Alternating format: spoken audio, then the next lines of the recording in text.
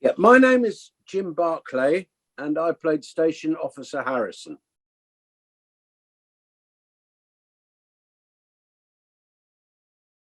I think it was through my agent, which was Narrow Road at the time, who were then approached by the. Well, I think I was probably put up for it based on the Spotlight casting listing, which is what normally happens. Or they may have come looking for me because initially I was up for the James Hazeldine part in episode 1. They saw me for that, but they settled for him. So they may have remembered me from that. I don't know. Bailey, that was the name of his character, Bailey. Yeah.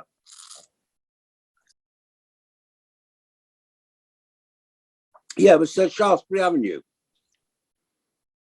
I go past it quite a lot for other jobs, interviews for other jobs, or used to pre-COVID. And, it always jogs my memory of that particular evening. It was a working fire station, and we were shooting while they were going out on calls. And, I'll stop, they've all got to go, yeah, start again, that kind of thing.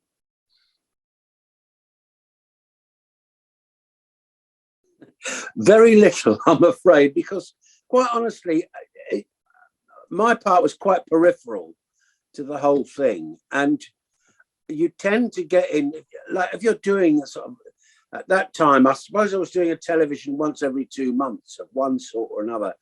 And they tend to fade into the ether.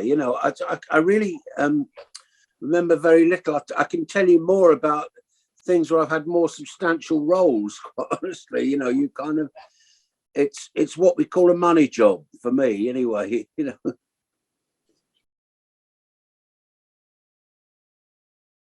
Well, the costume and makeup was a normal thing. When you arrive, usually the first person you see is the wardrobe person who fits you up very straightforwardly with a fireman's uniform, the senior fireman's uniform. I mean, you send in your measurements, they find one for you. It's waiting for you when you turn up. And similarly, I mean, the makeup is very little required. I don't think, just a basic mat.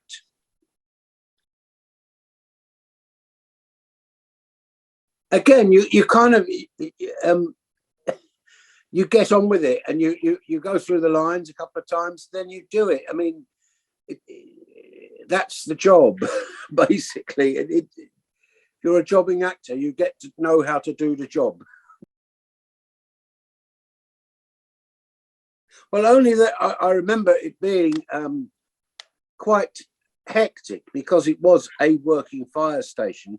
Never having been in one before, I mean, it was quite a sort of unusual thing, and you were very anxious not to get in their way if the alarms went up, that kind of thing. But they did say that was going to be the problem, but we got over that.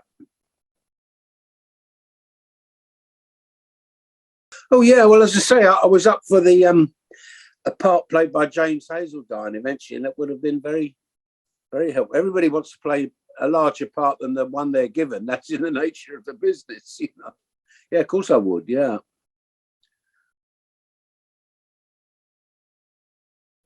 Could well be, but I mean, there have been subsequent fire brigade things, and there's an awful lot of stuff made about what you might call frontline public sector drama series, isn't there? It's a kind of well-worked theme now, isn't it? Police, hospitals, fire stations. I mean, it depends what you want to say in the series. That if you want to say things about the fire brigade and its structure and whether it does its job well, badly, or indifferently, I mean, I don't have any particular quarrel with the fire brigade personally. They do a good job.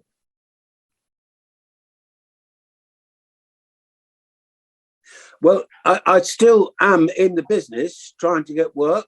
I'm mainly doing things like audio books, which funnily enough, is quite a good outlet if you're in with COVID, because you sit in a glass booth, another person sits in another glass booth for 6 hours a day, and you record the book, and it's a pretty safe place to be, you know. But I would like to work again. Yeah, I mean, I'm kind of still in the market for work and see what happens. Yeah. Good luck with the whole thing, you know.